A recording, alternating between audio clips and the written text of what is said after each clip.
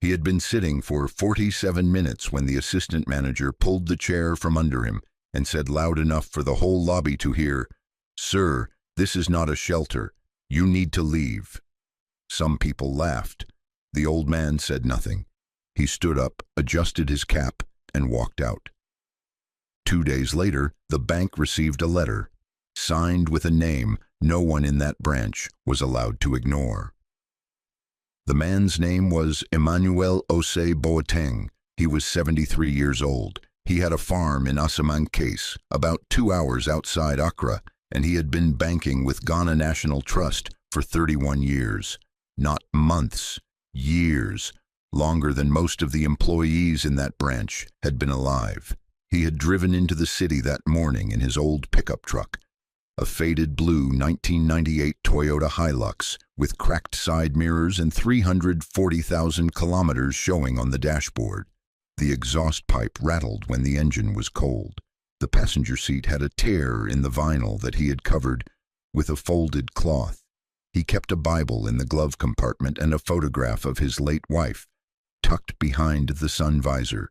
He was wearing his work clothes, brown trousers with dried mud caked on the knees, a faded green shirt with a torn breast pocket, dusty rubber sandals that left red dirt prints on the bank's polished marble floor, and a cap, navy blue cotton slightly bent at the brim, that his late wife Abina had given him 17 years ago, 3 weeks before the cancer took her. He walked into the Osu Oxford Street branch of Ghana National Trust at 10:14 a.m. on a Thursday. The air conditioning hit him the moment he opened the glass door, cold and sharp against the sweat on his neck. The lobby smelled like floor polish and printer ink. He took a ticket from the machine. Number 47. The digital board above the counter showed number 29. He sat down to wait.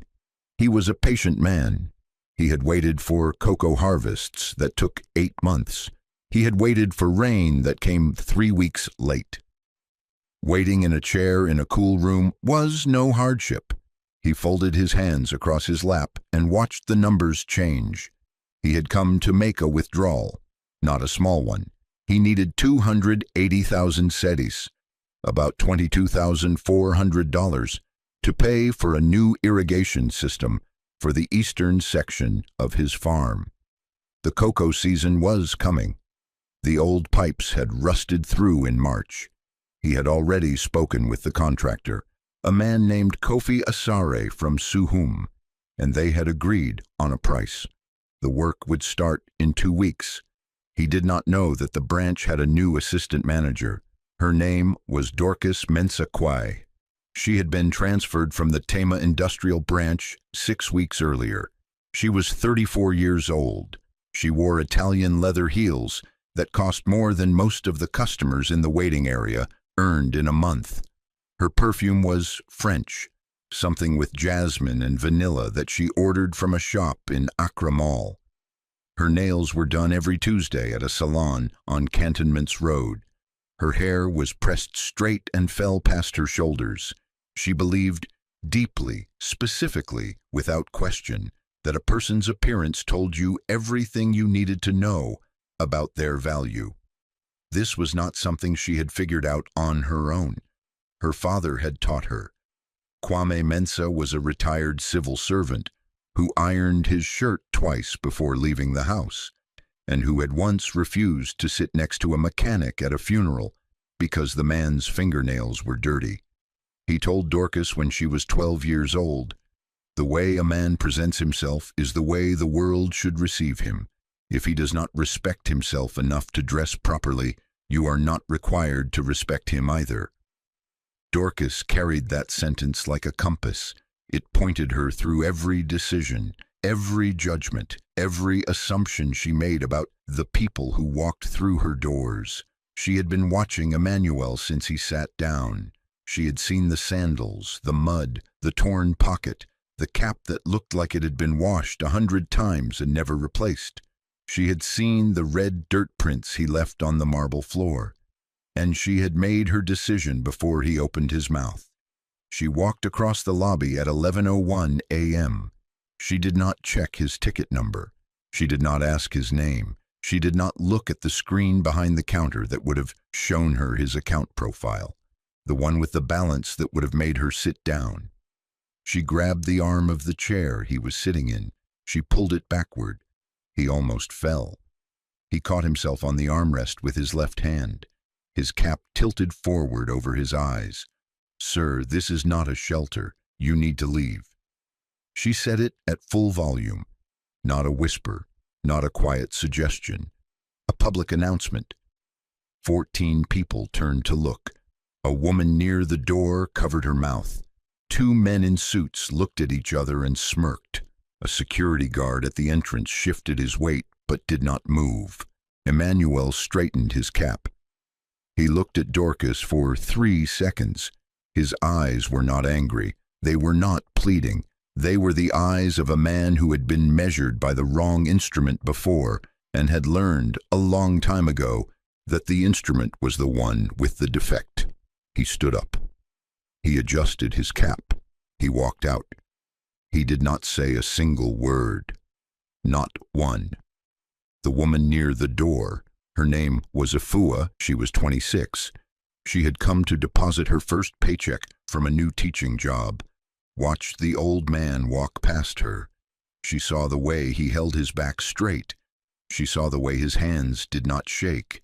She saw the dignity in his walk, and something inside her chest tightened because she recognized it. Her grandfather walked the same way. Every man who had spent a lifetime working the earth walked the same way. You could take their chair. You could not take their posture. She watched him push through the glass doors and disappear into the sun. She turned back to look at Dorcas. Dorcas was already walking back to her office.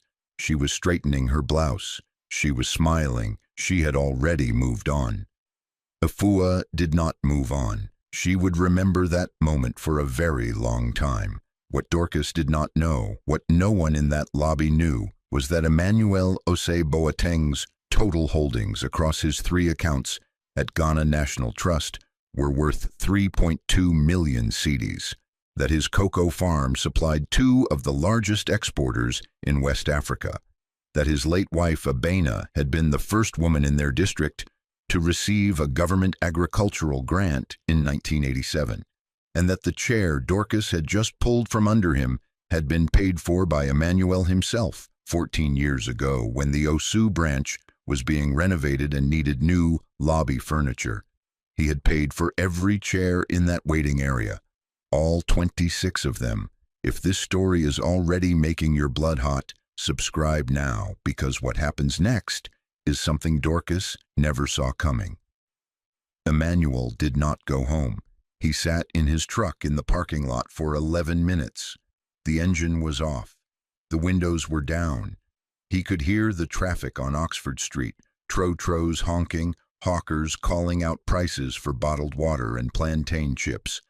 A preacher on the corner shouting about salvation through a battery-powered speaker.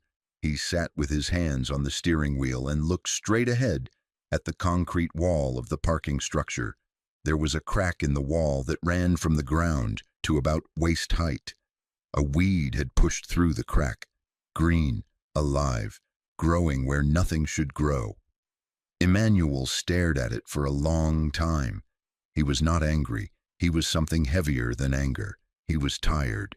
Tired the way a man gets when the world tells him the same lie so many times that he starts wondering if the lie might be true. The lie that a man's clothes are his identity, that his shoes are his character, that the dust on his trousers cancels the decades of labor that put the dust there in the first place. He had felt this feeling before. In 1993, when a cocoa buyer in Kumasi refused to shake his hand because he smelled like red earth and wood smoke. In 2004, when his daughter Akosua's school principal at Holy Child Secondary told him he did not look like the kind of man who could afford the tuition, and Emmanuel paid 2 years in advance the next morning without saying a word. In 2011, when a hotel receptionist at the Golden Tulip in Accra told him the lobby seating was reserved for guests, and asked him to wait outside. Every single time he said nothing. He did not argue. He did not explain. He did not pull out bank statements or list his assets or tell them who he was. He let his actions speak. That was what Abena had taught him. Not his father, not his uncles, not any man. Abena, she had told him once, sitting on the wooden porch of the farmhouse they built, together with their own hands in 1979, while the evening light turned the cocoa leaves gold. Emmanuel, a man who argues with fools, has already lost. Let the ground speak, let the harvest speak, let the books speak. She was not talking about education. She was talking about records, receipts, documents, proof that does not raise its voice because it does not need to. Abena kept every receipt, every single one, every payment, every contract, every deposit slip, every handshake confirmed in writing. She had a wooden chest in the bedroom, carved from odum wood, locked with a small brass key on a leather cord, and inside it was the entire financial history of their life together. 41 years of labor, documented in ink that never faded. Emmanuel still had the chest. He still had the key. He wore it around his neck, under his shirt, against his skin. He had not opened the chest since the day she died. 17 years. He could not bring himself to touch what her hands had organized. But that afternoon, sitting in the parking lot with the sun heating the dashboard and the smell of exhaust mixing with the distant scent of roasted ground nuts from a street vendor, he made a decision. He called his daughter. Her name was Akosua Boateng Ajay. She lived in East Legon, Accra. She was 41 years old, a lawyer with her own small practice on the Spintex Road. She had her mother's sharp mind and her father's long patience. She specialized in property law and contract disputes. She was the kind of lawyer who never raised her voice in court, but always won. When Emmanuel called and told her what happened, she did not yell. She did not curse. She did not say she was sorry. She asked one question. "Papa, do you want me to handle this?" He was quiet for a moment. He looked through the windshield at the glass doors of the bank. "Yes." "Then go home. Water the trees. I will call you when it is done." She hung up. Emmanuel started the truck. The exhaust pipe rattled. He pulled out of the parking lot and drove 2 hours back to Asamankese. He watered the cocoa trees in the eastern field until sunset. Then he sat on Abena's rocking chair on the porch and listened to the crickets until it was dark. He did not know it yet, but the letter his daughter was about to write would reach a desk that had the power to end careers. Akosua did not go to the bank the next day. She did not write an angry email. She did not post anything on social media. She drove 2 hours to Asamankese. She sat on her parents' bed. She took the leather cord with the brass key from her father's nightstand where he had placed it, and she opened the chest. The smell hit her first. Old paper, dried ink, a trace of Abena's shea butter hand cream that had soaked into the wood over decades.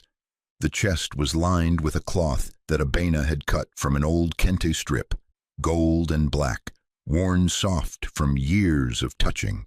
Inside were 31 years of banking records with Ghana National Trust. Every deposit slip, every withdrawal receipt, every transfer confirmation, every quarterly interest statement stacked in order, labeled by year, in Abena's handwriting, small, neat, careful, the handwriting of a woman who understood that what you record is what you protect. But that was not what made Akosua stop breathing. Under the banking records was a second layer, a thick brown folder tied shut with a cotton string. The string was knotted twice, Abena's knots. Akosua untied them carefully, as if she were unwrapping something holy. Inside were documents she had never seen. Her father had never mentioned them, not once in 41 years. Abena had organized them with the same precision she used for everything. Each receipt in a clear plastic sleeve, each sleeve labeled with a small white sticker in the corner. The ink on some of the stickers had faded to a pale brown, but the numbers were still readable, every single one. A furniture invoice from 2009, 26 lobby chairs, custom built by a carpenter in Kofi named Kwasi Antwi, solid teak, cushioned seats, delivered to the Osu Oxford Street branch of Ghana National Trust. Total cost, 18,200 cedis, paid in full by Emmanuel Osei Boateng. Receipt signed. A donation receipt from 2012, 45,000 cedis to the Ghana National Trust Community Development Fund. Purpose stated, scholarships for children of bank employees. Signed by Emmanuel Osei Boateng. A letter from the bank's former regional director, dated March 2013. It thanked Emmanuel for his extraordinary and continued generosity, and confirmed that his cumulative donations over the previous 6 years had totaled 127,000 cedis. Akoswa's hands were shaking. She turned the pages. A receipt for the branch's water filtration system, installed in 2014. Paid in full. Emmanuel Osei Boateng. A receipt for a 40 kilovolt ampere generator, delivered during the power crisis of 2015 when the national grid failed for 9 days. The generator kept the branch running, every computer, every light, every air conditioning unit. Paid in full. Emmanuel Osei Boateng. A receipt for 3 Daikin air conditioning units, installed in the customer service area in 2017. Each unit cost 14,600 cedis, total 43,800 cedis, paid in full. Emmanuel Osei Boateng, 26 chairs, a water filtration system, a generator, 3 air conditioning units, scholarships, donations. The man they had pulled out of a chair he had bought, had personally funded more improvements to that branch than the bank's own maintenance budget for the last 12 years. Akoswa closed the folder. She placed it flat on the bed. She pressed both palms against it as if she could feel her mother's hands through the paper. Then she called her father. "Papa, why did you never tell me about any of this?" Emmanuel was quiet. She could hear the wind through the cocoa trees on his end of the line. Then he said, "Your mother told me something once. She said, if you have to tell people who you are, then you are not who you think you are." That sentence was the last thing Abina said to him before she went into the hospital for the final time. He had carried it for 17 years. He had never spoken it out loud to anyone until this moment. Akoswa did not respond. She held the phone against her ear and let the silence sit. Then she locked the chest, placed the key back on the nightstand, and drove to Accra with the brown folder in her briefcase. She did not sleep that night. She sat at her desk until 3 a.m. and wrote a letter. Not an angry letter, not an emotional one. A legal document so precise and so calm that it would do more damage than any shout ever could. She wrote it the way her mother would have written it, with facts, not feelings, with receipts, not rage. Every sentence was measured, every paragraph was backed by a document. She did not use a single exclamation mark. She did not use the word outrage or disgrace or unacceptable. She did not need to. The facts were outrageous enough on their own. When the truth is loud, the letter should be quiet. Abena taught her that too. At 3:17 a.m., she printed the final draft. 6 pages. She placed the 14 receipts in order behind the letter, each one in a clear sleeve, each one numbered in the margin. She put the entire package in a large manila envelope. She sealed it. She wrote the address in black ink. Then she went to bed. She slept for 4 hours.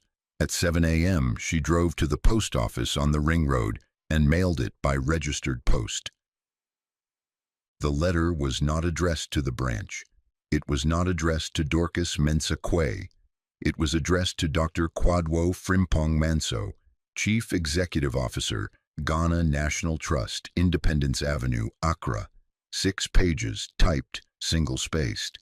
Every paragraph backed by a receipt, a date, a document reference number. 14 transactions spanning 12 years, each one attached as a certified copy. The bank's own acknowledgement letters included.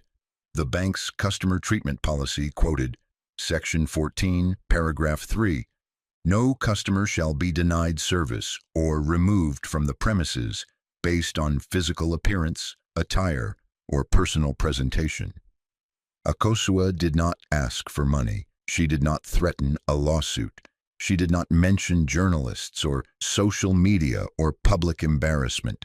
She simply laid out the facts one after the other, like bricks in a wall that could not be pushed over. On the 6th page, she wrote one final sentence. My father has been a client of this institution for 31 years, and in that time, he has given more to this branch than it has ever given to him. I trust you will determine the appropriate course of action. She signed it. Akosua Boateng Ajay, Esquire. She mailed it by registered post on Monday morning. The delivery confirmation came back 48 hours later.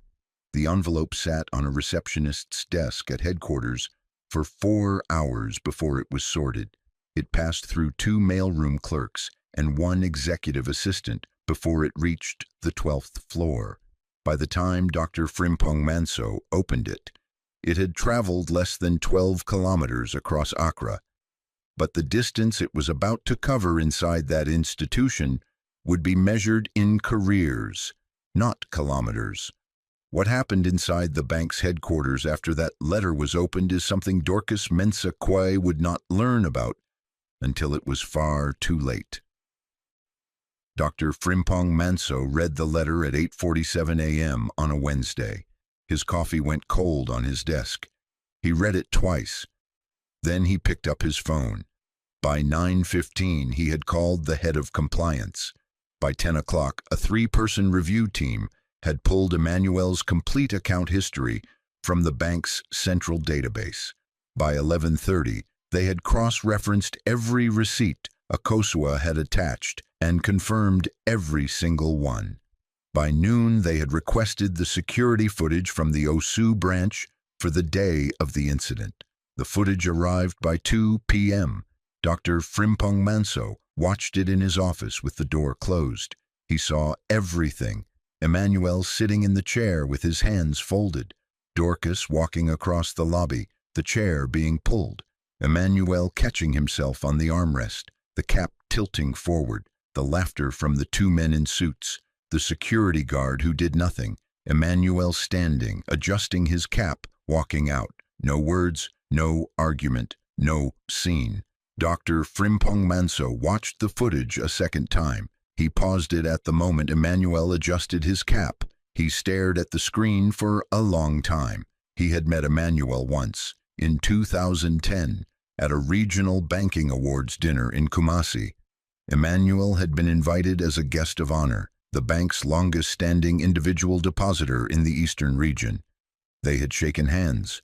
Emmanuel had been wearing a simple cloth and sandals, even at a formal dinner. Dr. Frimpong Manso remembered thinking, this is a man who does not perform. This is a man who builds. Now he was watching that same man being publicly humiliated in a branch he had personally kept running for over a decade. He picked up the phone. He did not call the Osu branch. He called the head of human resources. He said 4 words, pull Mensah Quay's file. Then he called the regional director for Greater Accra, then the head of customer experience, then the head of corporate social responsibility. Each call lasted less than 3 minutes. Each ended the same way. I want a full report on my desk by Friday. The machine had started turning. Dorcas did not know it yet. She was at her desk in Osu, reviewing loan applications, crossing and uncrossing her Italian heels under the table. She had already forgotten the old man in the dirty clothes. That evening she went to dinner with 2 friends at a restaurant on the Labone, Oxford Street. She ordered grilled tilapia and a glass of white wine. She told the story of the old man in the lobby as a joke. She described the sandals, the mud, the torn pocket. She did the impression of how he adjusted his cap as he walked out. Her friends laughed. One of them said, "You did the right thing. People like that bring down the image of the whole branch." Dorcas nodded. She sipped her wine. She felt good about herself. She felt like she was protecting standards. She felt like her father would be proud. She had no idea that 72 hours from now, she would be the one walking out of a building in silence while people watched and said nothing. She would not forget him again. By Friday afternoon, 3 reports landed on Dr. Frimpong Manso's desk. Each one made the situation worse for Dorcas Mensah. The first was from the compliance team. Emmanuel Osei Boateng's account history over 31 years was not just clean, it was a model. Consistent monthly deposits from cocoa sales. No overdrafts, no disputes, no suspicious activity flags. His sustained deposits over 3 decades had generated more stable revenue for the bank than 94% of the branch's individual client base. He was, by every metric the bank used to measure customer value, one of the most important clients in the entire region. The second report was from Corporate Social Responsibility. It confirmed every donation Akosua had documented, and it found 3 more. 3 anonymous donations Emmanuel had made through the branch's community fund. A scholarship for a teller's daughter to attend nursing school in 2016. 37,000 cedis. School supplies and uniforms for a security guard's 3 children in 2018. 4,200 cedis. Medical expenses for a janitor's wife who needed surgery in 2020. 28,000 cedis. None of these had his name attached. He had asked each time that the donation be recorded as Anonymous Donor Osu Branch. The third report, the one that sealed it, came from Human Resources. 2 formal complaints had been filed against Dorcas at the Tama Industrial Branch before her transfer. Both described the same behavior. Both involved customers who had been treated dismissively because of how they were dressed. The first complaint was from a 68-year-old retired schoolteacher named Grace Owusu, who had come in to update her passbook. She was wearing house slippers and a faded dress. Dorcas had asked her to come back when she was properly dressed. Grace Owusu had been a customer for 22 years. The second complaint was from a market trader named Ama Serwa, who had come to open a savings account for her 7-year-old granddaughter. She was carrying a basket of tomatoes. Dorcas had told her that the bank is not a marketplace and suggested she try a mobile money agent instead. Ama Serwa had 89,000 cedis in cash in the bag under the tomatoes. Both complaints had been filed, noted, and buried, never escalated, never acted upon, just paper in a folder that no one read until now. Stay with me. This story is about to turn. On Monday morning, a black sedan with tinted windows pulled into the parking lot of the Osu Oxford Street branch. 2 men and 1 woman stepped out. They wore dark suits. They carried folders. Dorcas saw them through the glass partition of her office. She knew immediately they were from headquarters. She straightened her blouse. She checked her lipstick in the reflection of her computer screen. She assumed they were there for a routine branch audit. They were not. The woman, Margaret Asante Darko, head of customer experience for Ghana National Trust, walked directly to the branch manager's office. She closed the door. 15 minutes later, the branch manager came out and called Dorcas into the conference room. The conference room had a long table, 8 chairs, and a window that looked out onto Oxford Street. The blinds were half closed. The air conditioning was set too cold. Dorcas walked in and saw the folders on the table. She saw Margaret's face. She saw the two men from compliance sitting with their hands folded and their expressions flat. She sat down. She crossed her legs. She placed her hands on the table. She smiled. Margaret did not smile back. She placed a photograph on the table. It was a framed photo from the 2010 Banking Awards dinner in Kumasi. Emmanuel Osei Boateng, standing next to the bank's chairman, wearing a simple cloth and sandals. Smiling, the plaque in his hands read, 30 Years of Trust, Emmanuel Osei Boateng.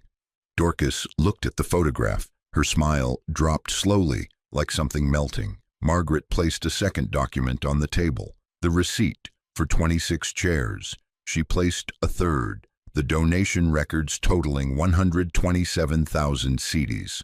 A fourth, the anonymous scholarship for the teller's daughter.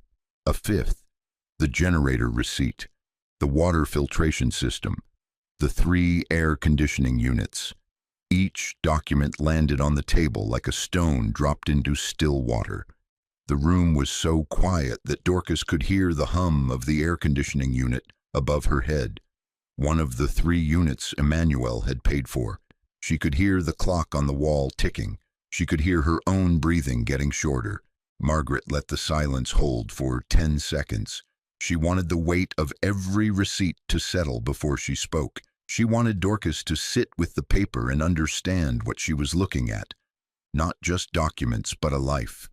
A man's entire relationship with an institution, laid out in ink and signatures and amounts that added up to something Dorcas had never bothered to imagine. Margaret spoke. Her voice was steady, not loud, not angry. Worse than both. The man you removed from this branch has personally funded more of this building's infrastructure than the bank's own facilities budget for the past 12 years. He has sent the children of your colleagues to school. He paid for the generator that keeps your computers running during power cuts. He paid for the air conditioning that is cooling this room right now. He paid for the chairs in the lobby. She paused. Including the one you pulled from under him. Dorcas's hands were trembling, not from anger, not from embarrassment, from the kind of understanding that arrives too late and lands all at once. The kind that fills your chest like water and leaves no room for air. She opened her mouth to speak. Margaret raised one hand. I am not finished. She placed the final document on the table, the 2 complaints from the Tema branch. This is not the first time, Ms. Mensakwe. This is the third. The silence in that room lasted 11 seconds. Nobody moved. Dorcas Mensakwe was not fired that Monday. What happened was slower and worse. She was placed on immediate administrative suspension, pending a formal disciplinary review. Her access badge was deactivated at the front desk while she watched. Her desk was cleared by a junior colleague who could not look her in the eye. She walked out of the building carrying a single cardboard box, past the same lobby where she had humiliated a 73-year-old man 9 days earlier. No one laughed this time. No one smirked. The security guard held the door open for her. He did not say goodbye. He did not need to. He was the same guard who had stood at the entrance the day Emmanuel was thrown out. He had done nothing that day. He had watched. And he had gone home that night and told his wife what happened, and his wife had said, "One day that kind of thing comes back." He remembered her words now. He held the door open a little wider. Dorcas walked to her car, a 2021 Hyundai Tucson, silver, still on a bank loan. She sat in the driver's seat for 20 minutes without starting the engine. She called her mother. Her mother did not answer. She called her best friend. Her best friend said, "What did you expect?" Nobody said what she needed to hear, because what she needed to hear was that she had done nothing wrong, and nobody could say that, because it was not true. The formal review took 3 weeks. The outcome was termination, not for the Emmanuel incident alone, but for the pattern. 3 complaints across 2 branches. 3 customers treated as less than human because their clothes did not meet Dorcas Mensakwe's personal standard of acceptable. The bank's legal team concluded that she had violated the customer treatment policy on multiple documented occasions and that her continued employment represented a reputational and legal liability to the institution. She did not appeal. The evidence was not debatable. It was not opinion. It was paper, receipts, dates, signatures, footage, the kind of proof that does not raise its voice because it does not need to. The same kind of proof Abena had been building for 41 years in a wooden chest locked with a brass key. Her father called her the night she was terminated. He did not ask if she was all right. He did not ask what happened. He asked one question: can you still pay your rent? She could not. Emmanuel did not learn about Dorcas's termination until 2 weeks after it happened. Akosua told him over dinner at the farmhouse. He was eating jollof rice with fried plantain. The evening light was coming through the kitchen window. He put down his fork and looked out at the cocoa trees for a long time. I did not want anyone to lose their job, he said. Akosua reached across the table and placed her hand over his. Papa, she did not lose her job because of you. She lost her job because of who she chose to be? 3 times. In 2 branches. To 3 different people who deserved better. Emmanuel nodded. He did not finish his rice. He pushed back his chair and walked out to the porch. He sat in Abena's chair, the wooden rocking chair she had bought at the Makola market in 1982. The armrests were worn smooth from 40 years of hands. The left runner squeaked slightly when it rocked forward. He sat there until the sun went down and the fireflies came out. He was thinking about something Abena had said in 1978, the year before they built the farmhouse. They had just been turned away from a bank, a different bank, decades ago, by a loan officer who told them their land was not worth investing in. They were standing on the side of the road in the late afternoon heat. Emmanuel was angry. His fists were tight. He wanted to go back inside and show the man the soil samples, the water table reports, the planting charts he had drawn by hand on graph paper. Abena put her hand on his arm. She looked at the red dirt under her feet and smiled. Not a bitter smile, not an angry one, a knowing one. And she said, "The ground does not care who believes in it. It grows anyway." Then she bent down, picked up a handful of that red dirt and put it in her pocket. She kept it in a small glass jar on the kitchen windowsill for the rest of her life. Emmanuel still had the jar. It sat on the same windowsill next to a photograph of Abena holding their first cocoa harvest in 1981. 3 pods, small and green, held in her palms like something precious. Emmanuel had planted 6,000 cocoa trees since that day. The ground had grown. 3 months later, Dr. Kwadwo Frimpong Manso drove to Asamankese himself. He did not send a deputy. He did not send a letter. He drove 2 hours in a black sedan, past the junction at Nsawam, through the green hills where the cocoa farms spread out like a dark ocean, and turned onto the red dirt road that led to Emmanuel's property. Emmanuel was in the eastern field, checking the new irrigation pipes. The contractor from Suhum had finished the installation 2 weeks earlier.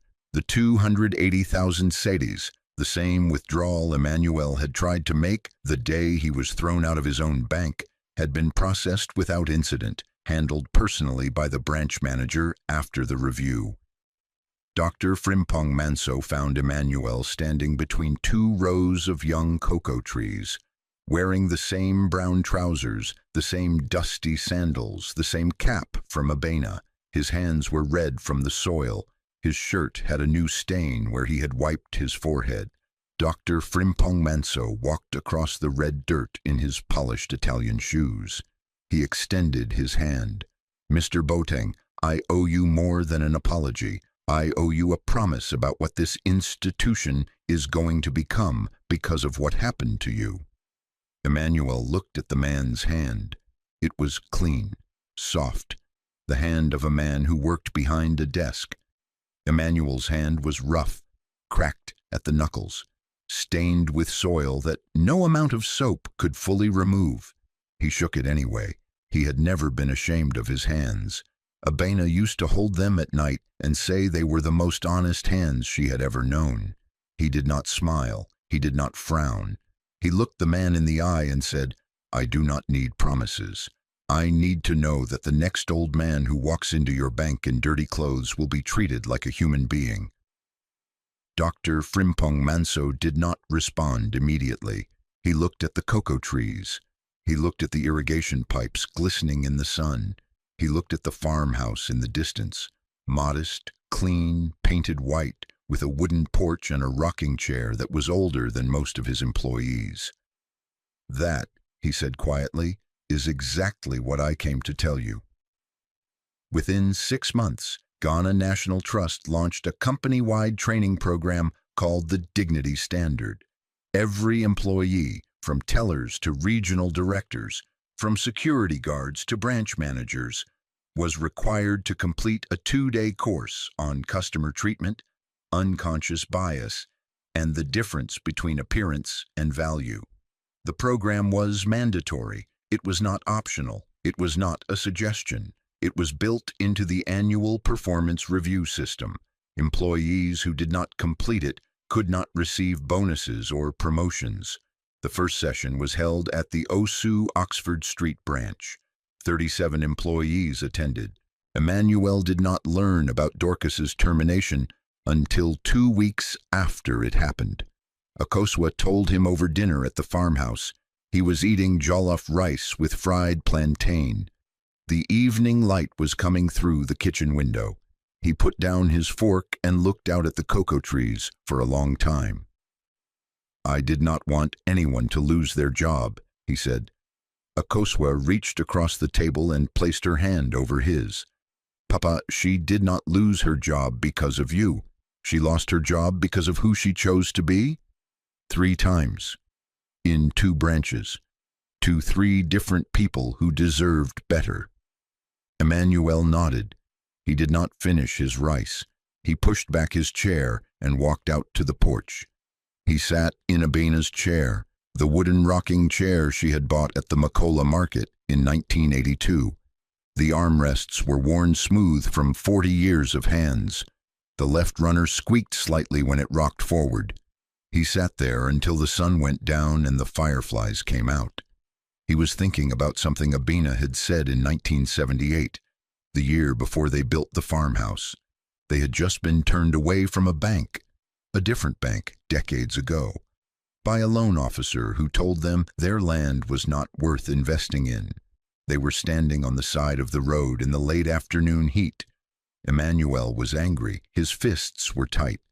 He wanted to go back inside and show the man the soil samples, the water table reports, the planting charts he had drawn by hand on graph paper. Abena put her hand on his arm. She looked at the red dirt under her feet and smiled. Not a bitter smile, not an angry one, a knowing one. And she said, "The ground does not care who believes in it. It grows anyway." Then she bent down, picked up a handful of that red dirt and put it in her pocket. She kept it in a small glass jar on the kitchen windowsill for the rest of her life. Emmanuel still had the jar. It sat on the same windowsill next to a photograph of Abena holding their first cocoa harvest in 1981. 3 pods, small and green, held in her palms like something precious. Emmanuel had planted 6,000 cocoa trees since that day. The ground had grown. 3 months later, Dr. Kwadwo Frimpong Manso drove to Asamankese himself. He did not send a deputy. He did not send a letter. He drove 2 hours in a black sedan, past the junction at Nsawam, through the green hills where the cocoa farms spread out like a dark ocean, and turned onto the red dirt road that led to Emmanuel's property. Emmanuel was in the eastern field, checking the new irrigation pipes. The contractor from Suhum had finished the installation 2 weeks earlier. The 280,000 cedis, the same withdrawal Emmanuel had tried to make the day he was thrown out of his own bank, had been processed without incident, handled personally by the branch manager after the review. Dr. Frimpong Manso found Emmanuel standing between two rows of young cocoa trees, wearing the same brown trousers, the same dusty sandals, the same cap from Abena. His hands were red from the soil. His shirt had a new stain where he had wiped his forehead. Dr. Frimpong Manso walked across the red dirt in his polished Italian shoes. He extended his hand. "Mr. Boateng, I owe you more than an apology. I owe you a promise about what this institution is going to become because of what happened to you." Emmanuel looked at the man's hand. It was clean, soft, the hand of a man who worked behind a desk. Emmanuel's hand was rough, cracked at the knuckles, stained with soil that no amount of soap could fully remove. He shook it anyway. He had never been ashamed of his hands. Abena used to hold them at night and say they were the most honest hands she had ever known. He did not smile. He did not frown. He looked the man in the eye and said, "I do not need promises. I need to know that the next old man who walks into your bank in dirty clothes will be treated like a human being." Dr. Frimpong Manso did not respond immediately. He looked at the cocoa trees. He looked at the irrigation pipes glistening in the sun. He looked at the farmhouse in the distance, modest, clean, painted white, with a wooden porch and a rocking chair that was older than most of his employees. "That," he said quietly, "is exactly what I came to tell you." Within 6 months, Ghana National Trust launched a company-wide training program called the Dignity Standard. Every employee, from tellers to regional directors, from security guards to branch managers, was required to complete a 2-day course on customer treatment, unconscious bias, and the difference between appearance and value. The program was mandatory. It was not optional. It was not a suggestion. It was built into the annual performance review system. Employees who did not complete it could not receive bonuses or promotions. The first session was held at the Osu Oxford Street branch. 37 employees attended.